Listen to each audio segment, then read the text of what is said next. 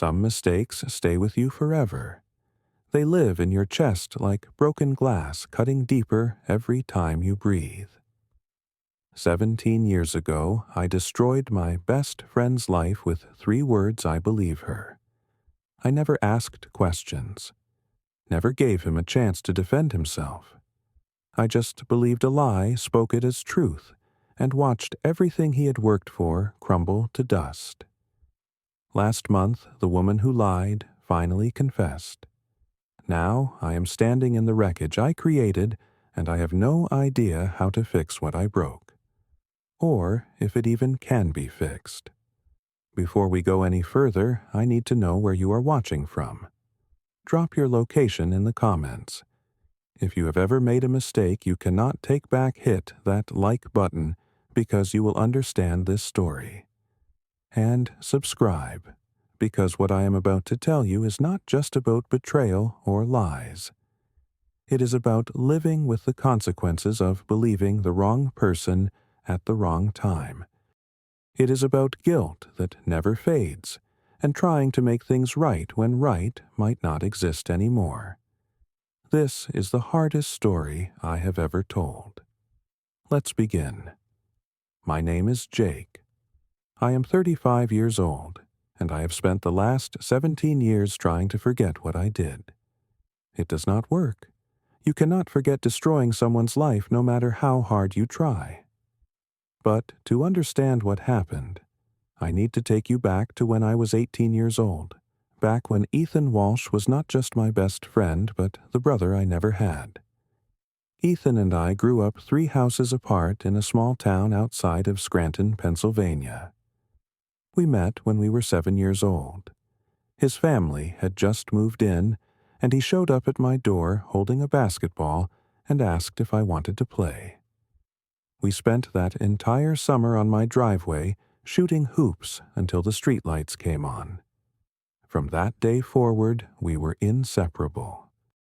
We went to the same schools, played on the same teams, got in trouble together, and dreamed about getting out of our small town together. Ethan was smarter than me. Not just a little smarter, significantly smarter. He had a photographic memory and could solve complex math problems in his head while I was still trying to figure out what the question was asking. But he never made me feel stupid. He would help me with homework for hours, explaining things over and over until I understood. When we were 16, he won the state science fair with a project about renewable energy. The judges said it was college-level work. Ethan got a full scholarship to Penn State engineering program. He was going to change the world. Everyone said so. I got into Penn State too, but not on scholarship. My parents paid my way, and I studied business because I did not know what else to do. We were roommates freshman year. Our dorm room was small and smelled like old carpet, but we made it work. We stayed up late talking about the future, about the companies we would start, the places we would travel. Ethan wanted to design sustainable buildings. I wanted to run my own business. We had it all planned out. Then we met Sarah Brennan in October of our freshman year. She was in my English literature class. Beautiful, confident, with auburn hair and green eyes that seemed to look right through you. She sat next to me on the 3rd day of class and asked to borrow a pen. I gave her mine and barely managed to say 3 words without stuttering. She laughed at my nervousness, and it was the most beautiful sound I had ever heard. I was completely, hopelessly smitten. I introduced her to Ethan 2 weeks later. The 3 of us started hanging out together. Study sessions at the library, late-night pizza runs, weekend parties. Sarah fit into our friendship perfectly, or so I thought. I spent months trying to work up the courage to ask her out. Ethan knew how I felt. He would give me pep talks, tell me to just go for it. But I was terrified of rejection. In March, I finally did it. I asked Sarah to dinner, just the 2 of us. She said yes. I felt like I had won the lottery. We went to an Italian restaurant downtown. I wore a button-down shirt I had ironed 3 times. She wore a blue dress that made her eyes look even more incredible. We talked for 3 hours. She told me about growing up in Philadelphia, about her dreams of becoming a journalist, about her complicated relationship with her parents. I told her everything about myself, about Ethan, about our friendship. It was perfect. At the end of the night, I walked her back to her dorm and kissed her good night. She kissed me back. I floated home. Ethan was still awake when I got back studying for a physics exam. I told him everything. He grinned and clapped me on the back. I told you she liked you, man. I'm happy for you. And he was. I could see it in his eyes. Genuine happiness for me. Sarah and I started dating officially after that. For 3 months, I thought I had found the person I would spend my life with. She was smart, funny, passionate about her beliefs. She introduced me to new music, new books, new ways of thinking. I was completely in love with her. Ethan was supportive the whole time, even when it meant I spent less time with him. He would joke that he had been replaced, but he always said it with a smile. Then came that Friday night in early June, the night everything shattered. Sarah called me crying at 11:30 at night. I was at a study group preparing for finals. Her voice was shaking so badly I could barely understand her. "Jake, I need to see you. Right now. Please, something happened." My stomach dropped. I left immediately and drove to her dorm. She was waiting outside, mascara running down her face, arms wrapped around herself like she was trying to hold herself together. "What happened? Are you okay?" I reached for her, but she flinched away. That scared me more than anything. She took a shaky breath. "Ethan came to my room tonight. He said he needed to talk to me about something important. I let him in because I thought maybe something was wrong with you, or he needed help with something." She started crying harder. "Jake, he tried to kiss me. I pushed him away and told him to leave, but he would not listen. He kept saying he had feelings for me, that he had liked me before you did, that I should be with him instead. I had to threaten to scream before he finally left. I felt like someone had punched me in the chest. The air left my lungs. What, Ethan? Are you sure?" "Of course I am sure." Her voice was sharp hurt. Why would I lie about this? I had no answer. In that moment, standing in the parking lot with Sarah crying in front of me, I made a choice. I believed her, without question, without hesitation. I believed her because she was my girlfriend, and she was crying, and why would she lie? I did not think about the fact that Ethan had been my best friend for 11 years. I did not think about the fact that he had never shown any interest in Sarah, had actively encouraged me to date her. I did not think at all. I just believed. I drove straight to our dorm room. It was midnight. Ethan was asleep when I barged in and turned on the lights. He sat up, confused and squinting. "Jake, what is going on?" "You went to Sarah's room tonight." It was not a question. It was an accusation. He rubbed his eyes.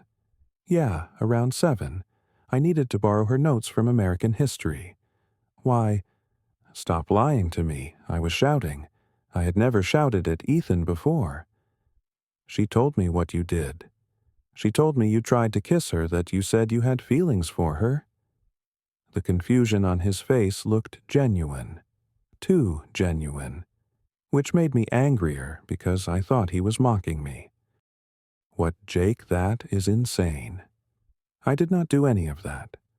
I borrowed her notes. We talked for maybe 5 minutes about the upcoming exam, and I left. That is it." She was crying. She was terrified. Why would she make that up? "I do not know, but I am telling you nothing happened." you have known me for 11 years. You know I would never do something like that. I do not know anything anymore. I was so angry I was shaking. I thought I knew you. I thought you were my friend. But you have been lying this whole time pretending to support my relationship while you wanted her for yourself. That is not true. Ethan stood up, his own anger rising. I do not have feelings for Sarah. I never have. She is your girlfriend. I do not know why she is saying this, but it is not true. I believe her. Those 3 words came out cold and final. I believe her, Ethan, not you. I watched something break in his eyes, a decade of friendship cracking down the middle. You are really going to choose someone you have known for 3 months over someone you have known your entire life, without even considering that maybe, just maybe, I am telling the truth. Get out, pack your stuff, and get out. I do not ever want to see you again. Ethan stared at me for a long moment. Then he quietly started packing his things. It took him an hour to gather everything. I sat on my bed and watched him in silence, my jaw clenched, my heart hammering. When he was done, he stood by the door with his boxes and said one more thing. When you figure out what really happened, and you will figure it out eventually, I hope you can live with what you have done. Then he left. I told myself I had done the right thing. I told myself I was protecting Sarah. I told myself Ethan was a liar, and I was better off without him. I told myself a lot of things that night. None of them were true. The next morning, I told everyone what Ethan had done. I told our mutual friends. I told people in our dorm. I told anyone who would listen. Sarah's story spread like wildfire through our freshman class. By Monday, everyone knew. Ethan Walsh, the scholarship kid, the genius, had sexually harassed his best friend's girlfriend. People whispered when he walked by. Girls crossed the street to avoid him. Professors looked at him with disgust. 2 weeks later, Ethan dropped out of Penn State. He lost his scholarship. I found out later that his parents could not afford to pay for school without it, and no other university would accept him with that kind of accusation following him. He moved back to Scranton and disappeared from everyone's life, including mine. I told myself it was justice. I told myself he deserved it. I believed that for a long time. Too long. Sarah and I stayed together for another year. Looking back now, I can see all the warning signs I ignored. The way she would get angry if I talked to other girls even in group projects. The way she needed constant reassurance that I loved her. The way she would twist my words during arguments until I was apologizing for things I had not even done. But I was 20 years old, and thought that kind of intensity meant love. I was wrong about a lot of things back then. We broke up during my sophomore year. She accused me of cheating on her with a girl from my economics class. I had not cheated. I had barely spoken to the girl. But Sarah was convinced, and nothing I said could change her mind.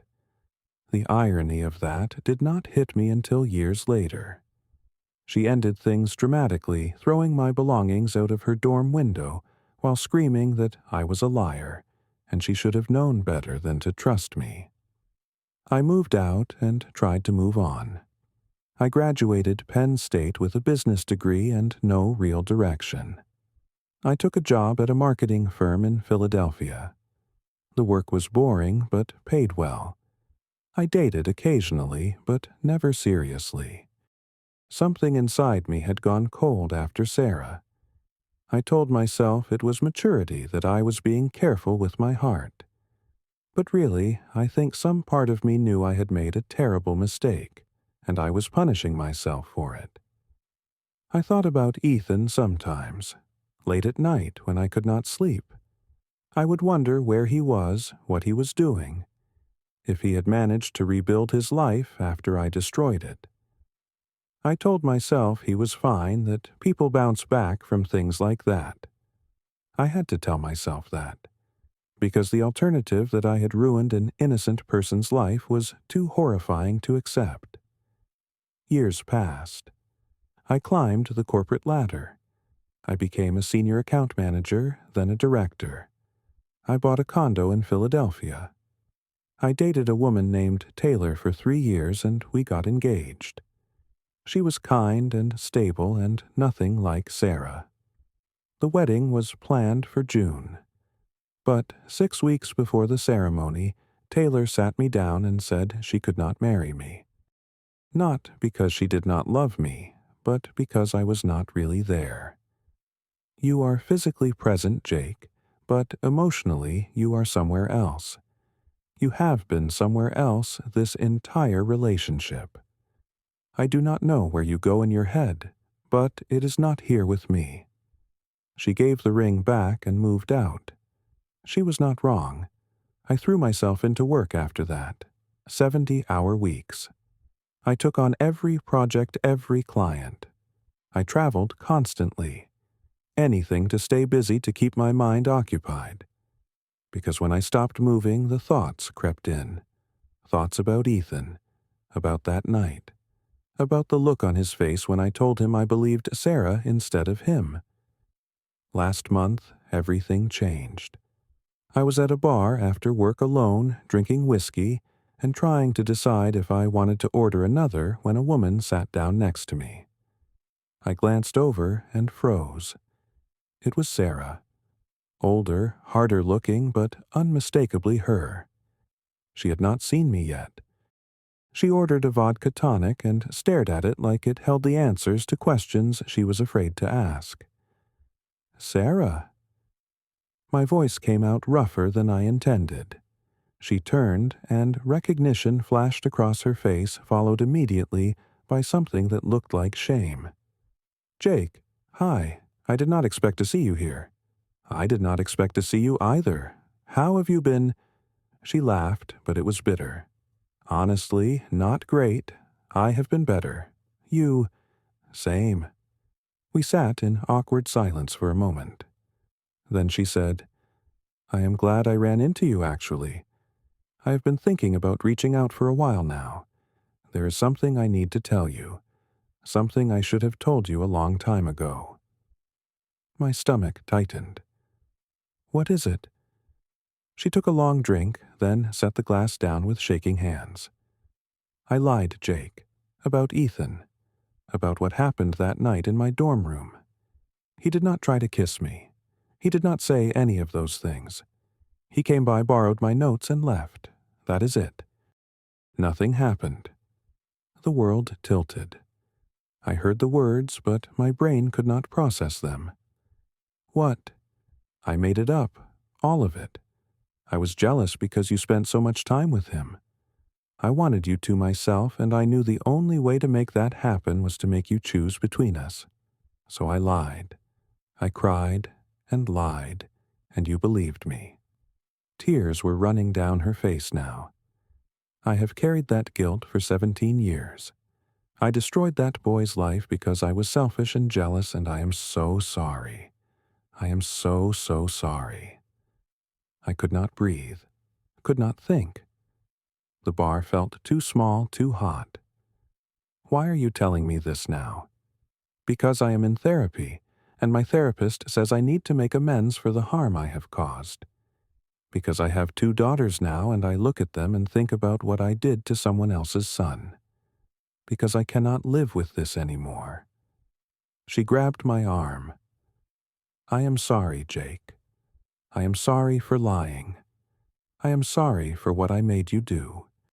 If you need me to tell Ethan the truth, I will. I will do whatever it takes to make this right. I pulled away from her and stood up.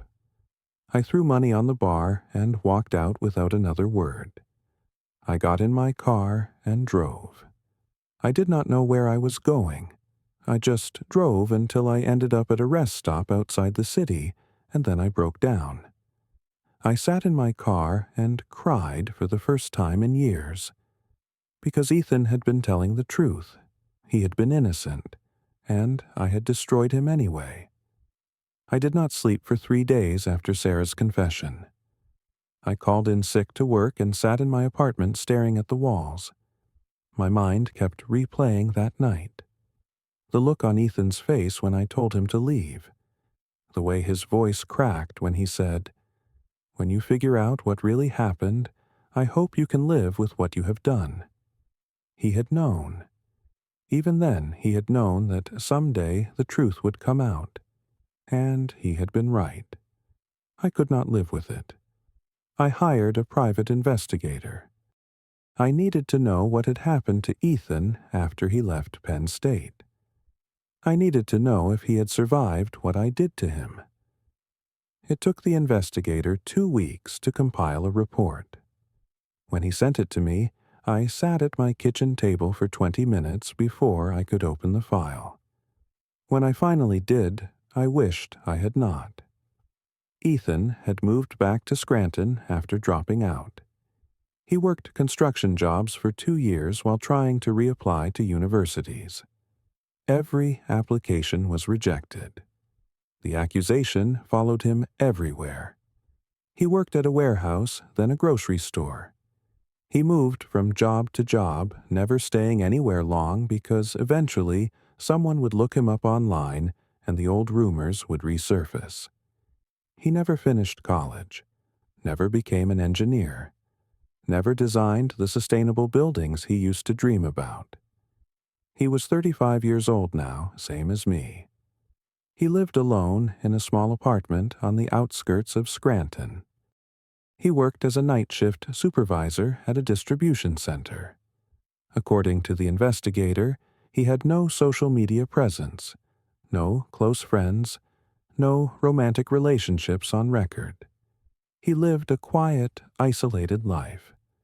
The life of someone who had learned that people cannot be trusted. The life I had forced him into. I sat with that information for a week.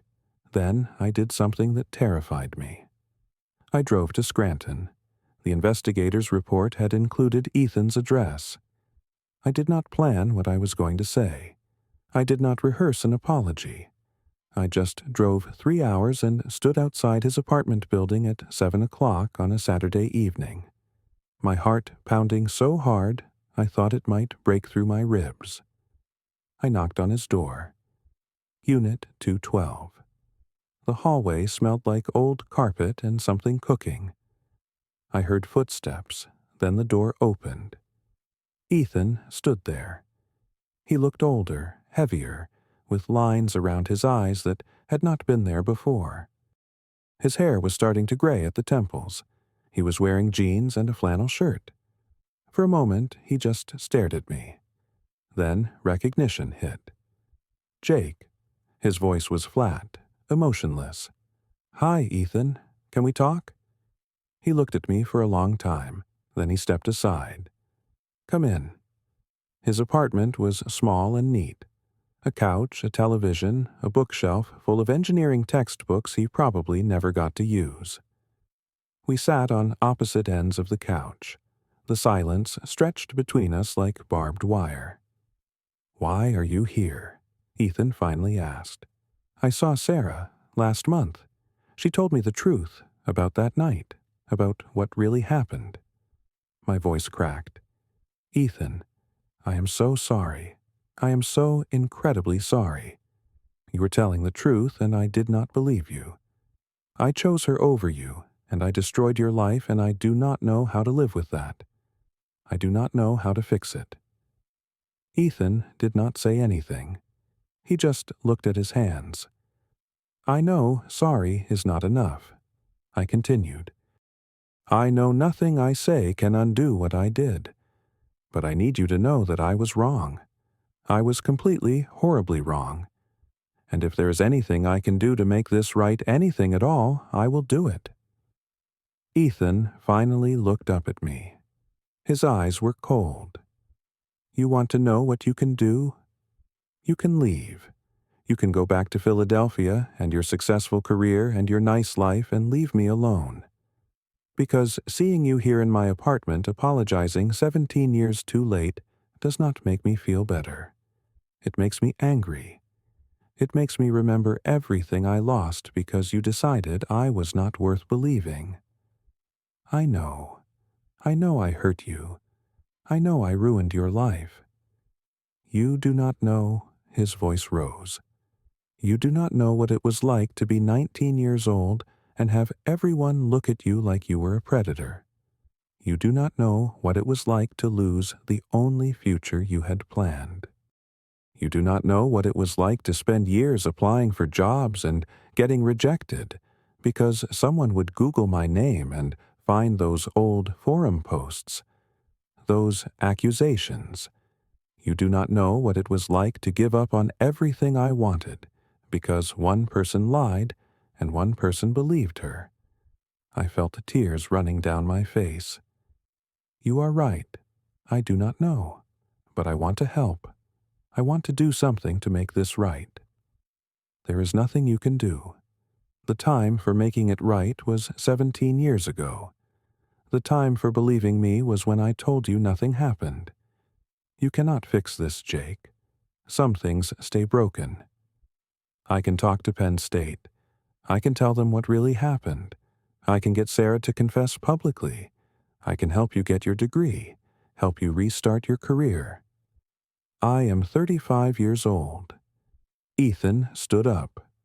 I am 35 years old and I work night shifts at a warehouse. Even if Penn State took me back, which they would not, what am I supposed to do? Start over, compete with kids half my age, build a career that should have been established a decade ago. He shook his head. You cannot give me back what you took. Nobody can. I stood up too. Then what do? I cannot just walk away and pretend this did not happen. I cannot live with this guilt. That is not my problem. His voice was ice. You get to live with guilt. That is your consequence. Mine was losing everything. We do not get the same burden, Jake. We never did. He walked to the door and opened it. I think you should leave now. I walked to the door, then stopped. I'm going to make this public. I'm going to tell everyone what Sarah did, what I did. I'm going to clear your name even if you do not want me to. Do what you want. It will not change anything for me. He looked me in the eyes. I forgave you years ago, Jake. Not because you deserved it, but because hating you was eating me alive. But forgiveness does not mean I want you in my life. It just means I am done letting you have power over me. Goodbye. He closed the door. I stood in that hallway for 5 minutes, staring at the closed door before I finally walked away. I drove back to Philadelphia in a daze. When I got home, I did exactly what I told Ethan I would do. I wrote everything down. The truth about Sarah's lie, the truth about my accusation, the truth about what I had done to an innocent person. I posted it on every social media platform I had. I sent it to the Penn State Alumni Association. I sent it to local news stations. I contacted Sarah and told her she needed to make a public statement. She agreed. Within a week, our story was everywhere. The response was overwhelming. Some people praised me for coming forward. Most people called me a monster. They were not wrong. I lost my job. The company said my public confession reflected poorly on their values. I lost most of my friends. They could not understand how I could have done something so terrible. I sold my condo and moved to a smaller apartment. I stopped going out, stopped trying to maintain any kind of normal life, because I did not deserve a normal life. Penn State released a statement saying they were reviewing Ethan's case. They offered to reinstate his scholarship and allow him to complete his degree. According to news reports, Ethan declined. He released his own statement that said, "Some opportunities have an expiration date. Mine expired 17 years ago. I appreciate the gesture, but I am not interested in revisiting that part of my life." I understood. Of course I understood. But it broke me anyway. I started volunteering at a legal aid clinic, helping people who had been wrongly accused of crimes. It was not enough. It would never be enough. But it was something. I worked with exoneration projects. I donated money to organizations that helped people rebuild their lives after false accusations. I did everything I could think of to make amends for what I had done. Not to Ethan specifically, because he had made it clear he wanted nothing to do with me, but to others like him, others whose lives had been destroyed by people who did not ask enough questions. 6 months after I saw Ethan, I received a letter in the mail. No return address. I opened it with shaking hands. Inside was a single piece of paper with 3 sentences written in handwriting I recognized. "I saw what you have been doing, the volunteer work, the donations. It does not fix what happened, but it matters. Maybe not to me, but to someone. That counts for something." It was not signed, but it did not need to be. I read those 3 sentences 50 times. I put the letter in a frame and hung it on my wall. It was the closest thing to peace I had felt in months. I will never forgive myself for what I did. I will spend the rest of my life trying to make up for it, knowing I never can. But I learned something important in all of this. I learned that believing someone should not mean refusing to ask questions. I learned that loyalty to one person should not mean betraying another without evidence. I learned that some words once spoken cannot be taken back. And I learned that living with the consequences of your mistakes is not punishment. It is responsibility. Ethan deserved better than what I gave him. He deserved a friend who asked questions, who demanded proof, who believed in him even when it was uncomfortable. He deserved the life he had planned, the career he had worked for, the future I helped destroy. I cannot give him any of that back. All I can do is make sure it does not happen to someone else. I do not know if Ethan will ever forgive me. I do not know if we will ever speak again. I have to accept that I might have lost him forever. But I hope somewhere he is building a life that makes him happy. A life that is his own, not defined by what was done to him. He deserves that much. And me, I am learning to live with broken glass in my chest.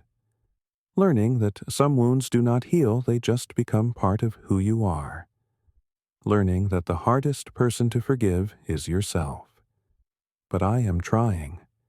Every day I am trying. Because that is all any of us can do when we have made unforgivable mistakes. We get up. We do better. We hope it is enough, even when we know it is not. The truth came out 17 years too late. But it came out. And maybe that is the only thing I did right in this entire story. I finally told the truth. Even though it cost me everything. Even though it changed nothing for Ethan. Because lies destroy more than just the person they are told about. They destroy the person who tells them, and the person who believes them, and every single person caught in the blast radius. The truth does not fix that, but it stops the bleeding. And sometimes that is the best we can hope for. If you have ever made a choice you cannot take back, drop a comment. Tell me what you did. Tell me how you live with it. I want to know I am not alone in this. If this story made you think about the power of belief and the danger of accusations without evidence, hit that like button. Subscribe for more stories about real mistakes and real consequences, and what it means to try to make things right when right might not exist anymore. Share this with someone who needs to hear that some mistakes do not have happy endings, but we survive them anyway. Thank you for listening to the hardest story I have ever told. I hope it makes you think twice before you believe an accusation without asking questions. I hope it makes you value proof over emotion. I hope it saves someone from becoming the next Ethan. Take care of yourselves. And remember, trust is a gift.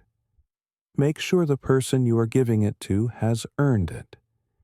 Because once you break someone with false belief, you cannot put them back together, no matter how hard you try.